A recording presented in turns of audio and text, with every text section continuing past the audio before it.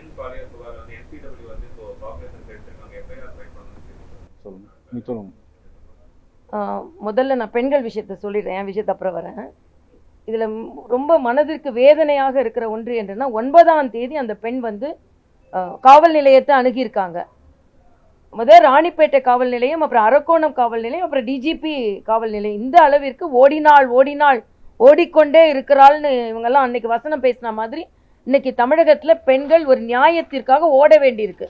எந்த இடத்துலையும் எஃப்ஐஆர் பதிவு செய்யலை.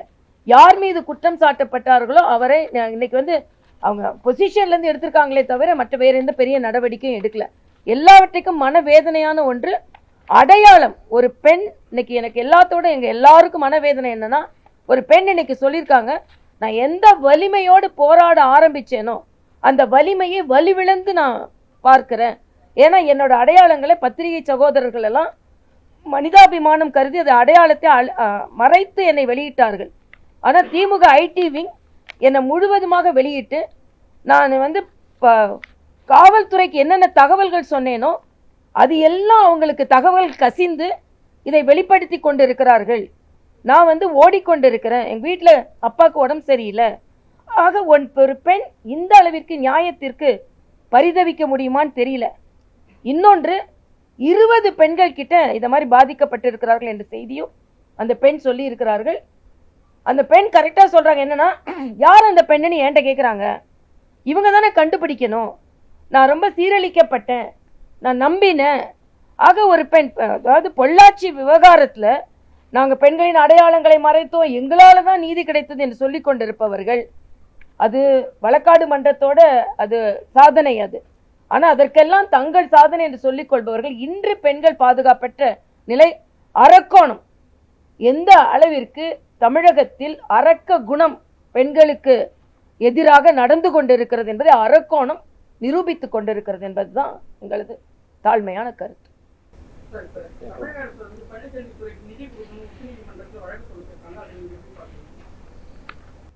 கொடுக்க வேண்டிய நிதியை ஒழுங்காக கொடுத்துக்கிட்டு தான் இருக்கிறாங்க. இவங்க வந்து எதிர்பார்த்து சில நிதிகளை கேட்குறாங்க. இவங்க ஏற்கனவே உச்சநீதிமன்றத்துக்கு போய் ஏதோ ஒரு உத்தரவை வாங்கிட்டு வந்தனால தொடர்ந்து உச்சநீதிமன்றத்துக்கு போனாங்க. உச்சநீதிமன்றம் என்ன சொல்லட்டும், ஆனால் மத்திய அரசு தானே நிதி கொடுக்கணும்.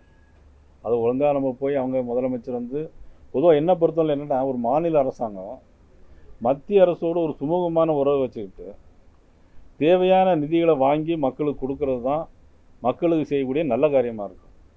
எதை எடுத்தாலும் எதிர்ப்பு. பிரதமர் வரவேற்கக்கூடாது. ஆமாம், பிரதமர் வந்தால் அல்லது மத்திய அமைச்சர்கள் வந்தால் யாரும் வரவேற்க கூட போகிறதில்ல. நீட்டு எதிர்ப்பு. நீட்டு வராதுன்னு தெரியும்.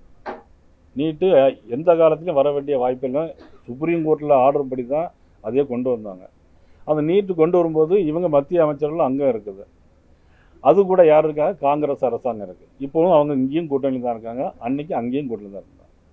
சரி, இந்த நீட்டு வந்து இன்னும் கோர்ட்டில் உச்சநீதிமன்றத்தில் நிலுவையில் இருக்குது. அந்த நிலுவையில் இருக்க கேஸை நீங்கள் திமுக காரங்க யாராவது இந்த ஊடகத்தில் அவங்க பதில் சொல்லட்டும். ஏன் அவங்க வந்து அந்த வழக்கில் தன்னை சேர்த்துக்கிடலை?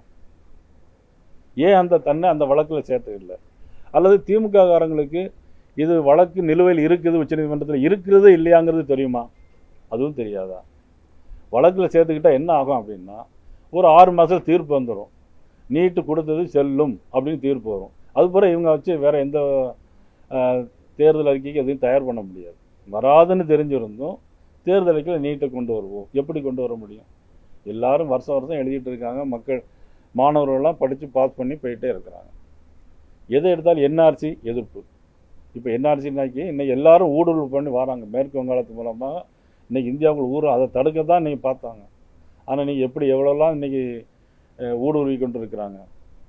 370 ஆர்டிகிள் எதிர்ப்பு. எதை தான் இவங்க ஆதரிக்க போகிறாங்க? தமிழக மக்களுக்கு என்ன நன்மையை செய்ய முடியும்? மத்திய அரசு கொடுக்குற நிதி தான் எல்லாமே அவருக்கு வருது. ஜிஎஸ்டியில் பார்த்தீங்கன்னாக்கி 1 ரூபா கொடுத்தா 29 பைசா அப்படிங்கிறாங்க. இன்றைக்கி 1 ரூபாய்க்கு 54 பைசா அவங்க வாங்குறாங்க. தமிழ்நாட்டில் அதிகமாக வரி கொடுக்கணும்னு சொல்கிறாங்க. உண்மைதான். எப்படின்னாக்கி தமிழ்நாட்டில் manufacturing states, Tamil Nadu Maharashtra manufacturing states உற்பத்தி செய்கிறாங்க. எல்லாம் உற்பத்தி செய்யும்போது அதிக வரி கட்டுவாங்க. ஆனால் உத்தரப்பிரதேச மாநிலத்தில் போகும்போது பார்த்தீங்கன்னா அங்கே அதிக மக்கள் தொகை இருக்கிறாங்க. அங்கே வந்து கன்சம்ஷன் பண்ணுறாங்க. அவங்க கன்சம்ஷன் பண்ணுறவங்களுக்கு அவங்களுக்கு அதனுடைய வரி அதுக்கு போயிட்டு இருக்கும்.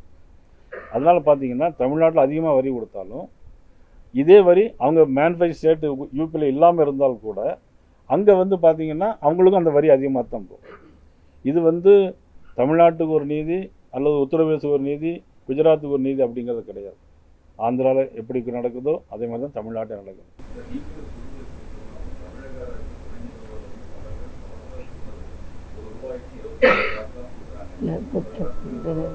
அமைச்சர் நிர்மலா கிளியரா பதில் சொல்லிட்டாங்க. இதுக்கு மத்திய நிதியமைச்சர் ஏற்கனவே தெளிவாக பல முறையில் பேட்டி கொடுத்துருக்காங்க, சொல்லியிருக்காங்க. அவங்க ஒரு பொய்யை திரும்ப திரும்ப சொன்னால் உண்மையாயிரும்ல. கோயபல்ஸ் தத்துவம் தெரியுமில்ல உங்களுக்கு. ஒரு பொய்யை திரும்ப திரும்ப சொன்னால் அது சொல்லிக்கிட்டே இருங்க. பொய்யை தான் சொல்கிறாங்க. நீட் வராது, உங்களுக்கே தெரியும். நீட் வராதுன்னு உங்களுடைய மனசாட்சிக்கே தெரியும். ஆனால் என்ன பண்ண முடியும், அவங்க நீட்டு கொண்டு வருவோங்கிறாங்க. எப்படி ஆளுநர் அதை ரெக்கமெண்ட் பண்ண முடியும்? ஏற்கனவே அதிமுக அரசாங்கம் ஒரு தீர்மானம் கொண்டு வந்து அது ஆளுநர் மதிப்புக்குரிய நம்ம ஜனாதிபதிக்கு அனுப்பிவிட்டு அவங்க ரிஜெக்ட் பண்ணிட்டாங்க. ஏன்னா சுப்ரீம் கோர்ட் உத்தரவை இது பண்ண முடியாங்கிறதுனால அவங்க ரிஜெக்ட் பண்ணிட்டாங்க. அது ரிஜெக்ட் பண்ணி 5 வருஷம் ஆச்சு. இவங்க 5 வருஷமாக நான் நீட்டு கொண்டு வருவோம்னு சொல்லி பண்ணால் எப்படி அதில் முடியும்? இதை மாதிரி தான்.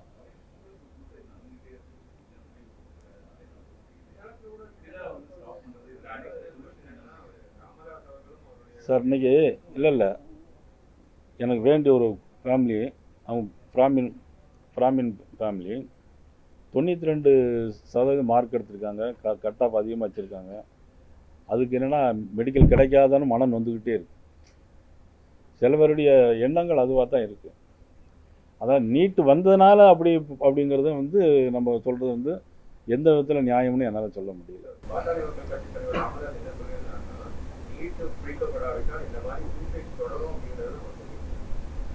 அவர் அப்படி சொல்லலாம், ஒரு தலைவர்லாம் அப்படி சொல்லக்கூடாது. நீட்டு தொடரும் அப்படின்னு, நீட்டு வராதனால அப்படி வரும்னு சொல்லி ஒரு தலைவர் அப்படிலாம் சொல்கிறது அது சரியானு எனக்கு தெரியல. அது